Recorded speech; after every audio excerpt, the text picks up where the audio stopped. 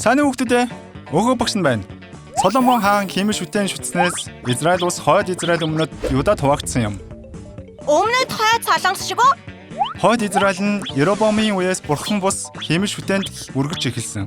Би химэн шүтэн шүтдгээрээ нэгтчтэй. Оо, тэгэхээр бурхан уурлах нь үдээчтэй. Эцэстээ хойд Израиль Ассирт ялагдаж боочлоход хүрсэн юм. Тэгвэл өмнөд Юда яасан бол? Соломоны өрөөдөм хаанчлах болно гэсэн юм чинь инхтүү хааж төрсөн биз? Үгүй ээ. Өмнөд Юдаач бурханыг орхиж химэн шүтэн сүрсэн гэдэг юм. Юу? Өмнөд Юда хүртлөө? Оо, тэгэхээр яалтай байлаа. Гэхдээ энэ бүхэн үнэндээ шинэ эхлэлийг илэрхийлэл шүү дээ. Юу? Шинэ эхлэлээ. Өнөөдөр Израиль төлөөгийн дэлхийд дахин бурханы хаанчлалд нэгдэх тухай гайхалтай төлөвлөгөөг та бүхэн танилцуулж байна.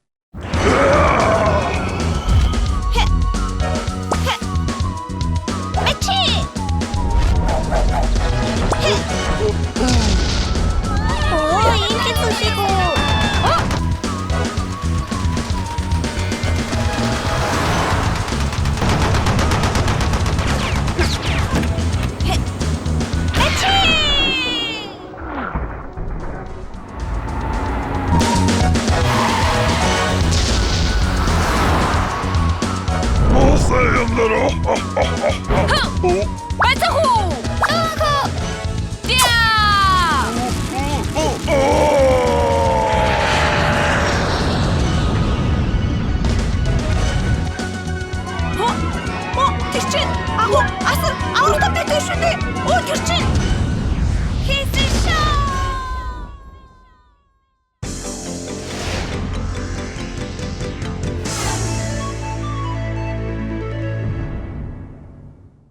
Энэ өдрийн мэнд хүргэе.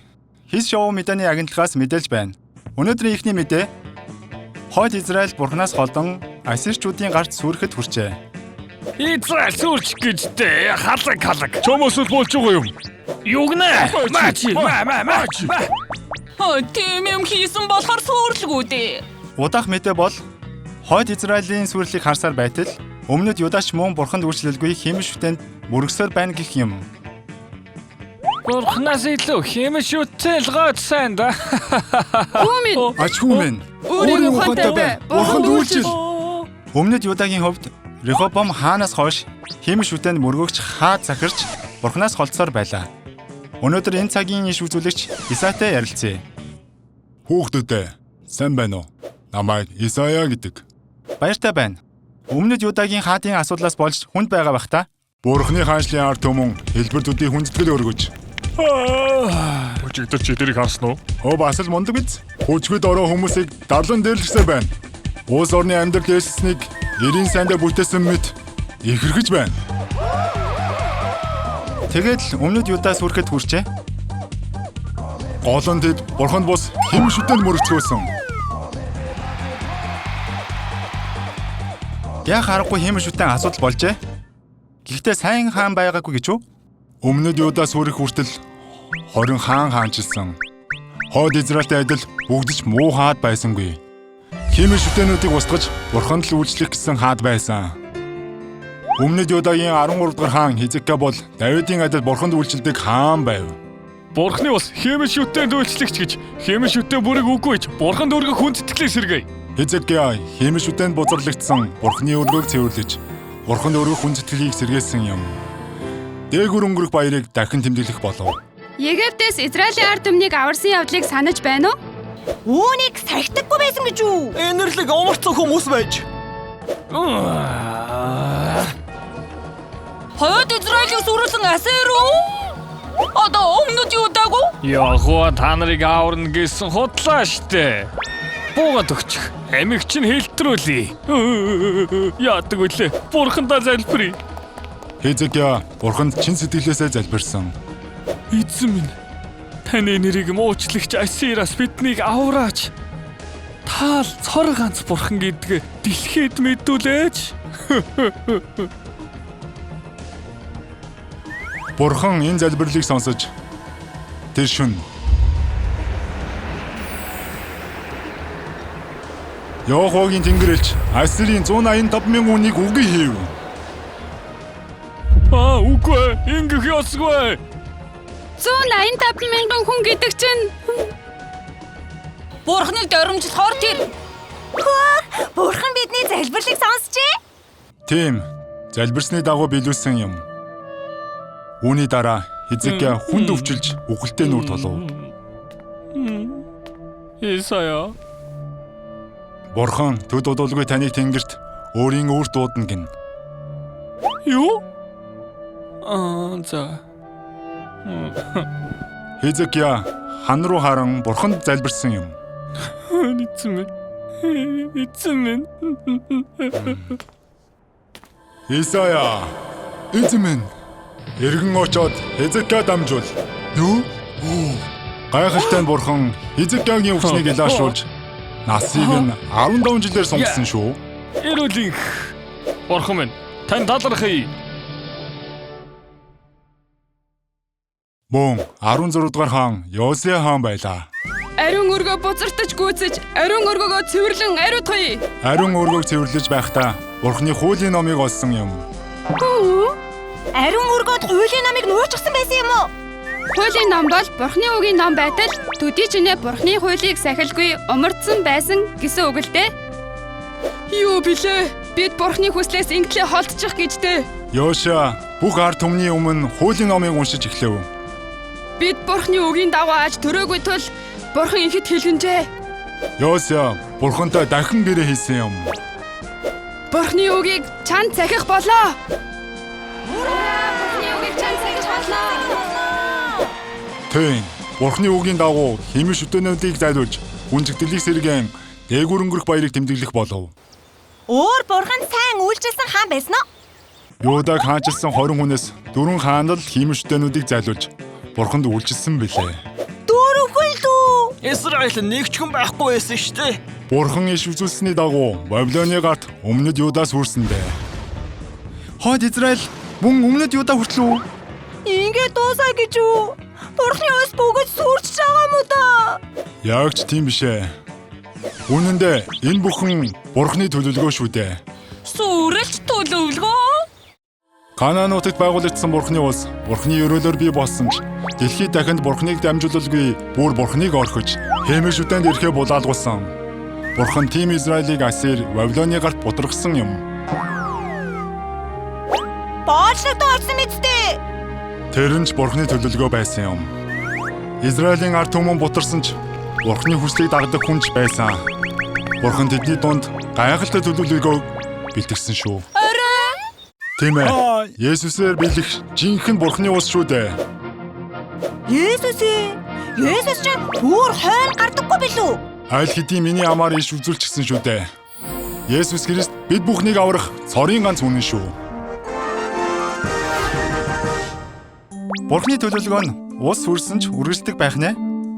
Гэхдээ боолууд хүнд амьдрал туусан бах та. Египтийн боолчууч.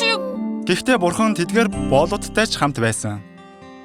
Боолуудын дунд Даниэл гэх нэгэн залуу байлаа. Тэрээр Вавилонд ч бузар хүнснээс идэлгүй өөрийгөө тусгаарлаж Бурханд үйлчилсэн юм. Ус ногоол идсэн юм уу? Бурхан Даниэлийг ашиглаж Вавилоны хааны зүудийг тайлж Вавилоны ерөнхий сайд болсон юм. Юу? Боол хүн ерөнхий сайд захирч өссөн. Бурхан бол гайхалтай нэг нь штэ. Йосеф! Цаг хугацаа өнгөрөх тусам Дариус хаан Даниэлд бүрэн итгэснээр бусад сайд захирагчид Даниэлд хорсох болов. Бид үнийг унгах ёстой. Унгах алга төгсөн юм аа. Эрхэмдээ таамтам. 30 өдрийн турш хаан танил мөргөе. Зөвхөн надад уу? Сайхан санаа. Тушаал дурдсан хүнийг Арслангийн нүхэнд хай. Сайхан санаа. Хаан тамгалан тушаалыг тунхилав.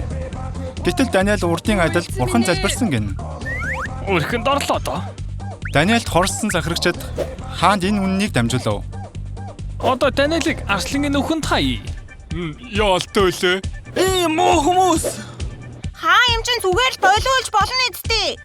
Тухайн цагт хааны тушаал бол цуцлашгүй хаанч өөрчлөх аргагүй байлаа. Эцэстээ Даниэл Арслангийн нүхэнд хаягдсан юм. Өө эзэн минь ээ. Хөөргөлтэй Даниэл. Хаан нойргийн хонон өглөө болмогц Арслангийн үр рүү даруй очив. Даниэлийг сайн газар нутаглуулаарай. Даниэл амт байна уу?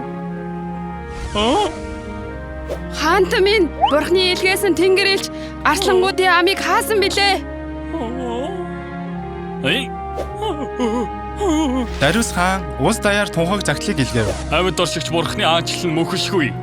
Түүний захирамж мөнхийн тэрээр Арслангийн амнаас Даниэлийг аварсан юм. Израиль биш, бүр Персийн хаан бурхныг магтаж байна шүү дээ. Тийм ээ. Дараа нь бурхан өөрийнхөө хаанчлалын төлөө дэлхийн хааныг ашигласан юм. Персийн Кореш хаанаар Израилийг боочлоос чөлөөлж Иерусалимд иргэн очиж ариун өргөг дахин бариулсан билээ. Бабилон Персээс хойш Грек, Ромын эзэнт гүрний хүртэл бурхны хаанчлалын төлөө ашигласан юм. Бурхан энэ дэлхийн жинхэнэ хаан байх нэ.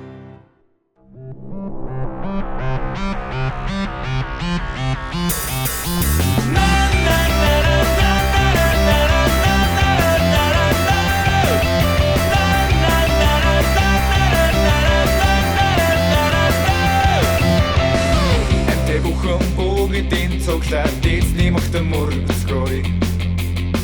Хүүхдийн гэр баярлан хоорч хөрөс дэлхийн магтагтун. Антай бүхэн бүгдийн цогшаад эзний махтан мөргөцгөөе. Хүүхдийн гэр баярлан хоорч хөрөс дэлхийн магтагтун. Бүхэндээ арт төвийг бүгдийн шийдэн рүү баяхортой бүжиглэн магтгаа.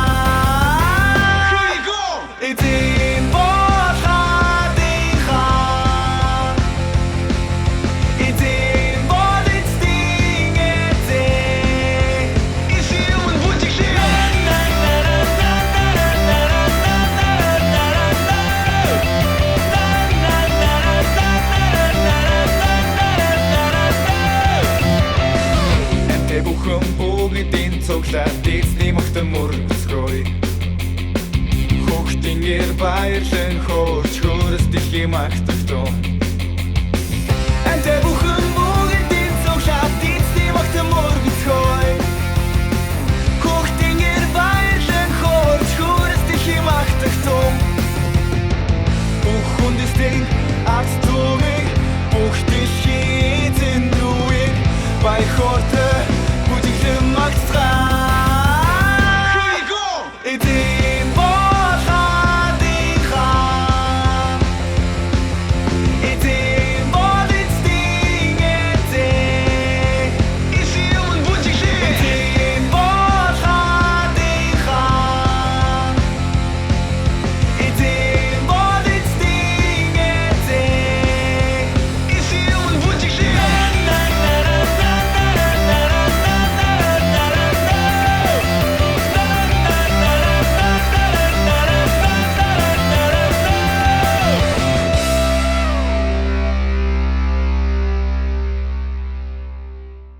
Библийн ишлэл зээжлэх цаг. Бурхан аавын надад зориулж бичсэн захидал. Өнөөдөр ямар үг айлдах бол? Бурхан аавын надад зориулж бичсэн захидал. Хамтаа баяртайгаар сурцгаая. Дуулал 9-р бүлгийн 10. Дуулал 9-р бүлгийн 10. Дуулал 9-р бүлгийн 10. Дуулал 9-р бүлгийн 10. Дуулал 9-р бүлгийн 10. Дуулал 9-р бүлгийн 10. Дуулал 9-р бүлгийн 10. Дуулал 9-р бүлгийн 10. 1 2-ын 3 ия. Таны нэрийг мэддэг хүмүүс танд итгэлээ өгөх болно. Учир нь өөрийг тань ирэн хагшиг эзэн та орхихгүй. Таны нэрийг мэддэг хүмүүс танд итгэлээ өгөх болно. Учир нь өөрийг тань ирэн хагшиг эзэн та орхихгүй. Арай амархнаар таны нэрийг мэддэг хүмүүс танд итгэлээ өгөх болно. Таны нэрийг мэддэг хүмүүс танд итгэлээ өгөх болно. Учир нь өөрийг тань ирэн хагшиг эзэн та орхихгүй. Учир нь өөрийг тань ирэн хагшиг эзэн та орхихгүй. За бүгдээрээ хамтдаа таны нэрийг мэддэг танд итгэлээ өгөх болно. Учир нь өөрийг тань эрийн хагшлыг эзэн та орхихгүй. Таны нэрийг мэддэг хүмүүс танд итгэлээ өгөх болно. Учир нь өөрийг тань эрийн хагшлыг эзэн та орхихгүй. Таны нэрийг мэддэг хүмүүс танд итгэлээ өгөх болно. Учир нь өөрийг тань эрийн хагшлыг эзэн та орхихгүй. Таны нэрийг мэддэг хүмүүс танд итгэлээ өгөх болно. Учир нь өөрийг тань эрийн хагшлыг эзэн та орхихгүй. Бүгдийг цээжилчлээ. Хайрт найзуудаа, Израиль улс, хойд Израиль, өмнөд Юда хоёр хэсэг хуваагдчихсан. Энэ нь Бурханд бус хиймэл шүтээнд үйлчилснийх юм. Хойд Израилийг 19 хаан хаанчилсан ч бүгд Бурханы мэлмид атгаг муу хаан байв. Харин өмнөд Юдаг 20 хаан хаанчилсан ба 4 хаан нь сайн хаан байлаа. Гэвч цаг хугацаа өнгөрхийн хэрээр өмнөд Юда хүртэл Бурханаас холдож орхив. Гэсэн ч Бурхан Израилийн ард түмэнд хайртай байлаа. Бурхан олон эс үзүүлэгчдийг илгээн Бурхан руу эрг хэмээн айлцсан юм. Гэсэн ч гимшилгүй эцэстээ хойд Израиль нь хүчрхэг улс Асирийн гарт мөхсөн билээ. Ард түмэн Израилаас хөөгдөж хаасайгүй цагаачлан тархав. Харин өмнөд Юда Вавилоны гарт сүрсэн юм. Юдачууд Вавилонд боолчлогдсон очоод 70 жилийн турш тэнд аж төрсөн. Ийм сүрэлт хүрсэн ч Бурхан ард түмэндээ хайртай хэвээр байв. Тэдний дунд Даниэлч Вавилонд боолчлогдож очсон ба тэндээ Бурханд хандах итгэлээ сахисан билээ. Вавилоны хаан Израилийн хөвгүүдийн дундаас хамгийн ухаантай царайлаг залуусыг сонгож дүшмдийн зэрэгт бэлтгэв. Тэд Вавилоны хааны ордонд аж төрж Вавилон хэл сурч тэдэнд Вавилон нутгийн нэрийг чанав. Тийм хааны зарилгаар амтдны дээдийг хүртэх залуусын дунд Даниэл түүний 3 нөхөр байлаа. Сая нэг хоолны цаг болоход бусад залуус ширээ дүрэн амтны дээд хоолыг амтархан идсэн ч Даниэл 3 найзын хамт ам хүрсэнгүй. Учир нь хиймэл шүтээнд өргсөн тахилын амттан байсан юм. Даниэл 3 найзын хамт хааны түшмэдэд амжчлан хэллээ. Бидэнд танд хэлэх зүйл байна. Бид бол Бурханд итгэдэг хүмүүс билээ. Өөр Бурханд өргсөн хоолноос бид хүртэх боломжгүй. Бидэнд 10 өдөр ус өвсөөр хооллохыг зөвшөөрөөч 10 өдрийн дараа бидний зүс царайг хааны зогноос хооллсон хүмүүсийн царайтай харьцуулан үзнэ. Ийн 1 2 3 4 10 өдрийн дараа Даниэл ба 3 найзынхын зүс царай ямар байсан бол? Үнэхээр гайхалтай хэрэг. Даниэл ба 3 найзынхын царай гэрэлтэй байх нь тэр. Хааны зоогийг хүртсэн бусад залуусаас илүү эрүүлдсэн хэрэг. Хөөх, юу болох нь энэ вэ? Ихэд гайхсан түшмэд Даниэл тодорхой хэллээ. Бурхан биднийг харж хандсан юм. Даниэл ба 3 найзын итгэлийг харсан Бурхан тэдэнд эрүүл мэнд гоо зүс царайг зөвшөөрсөн юм.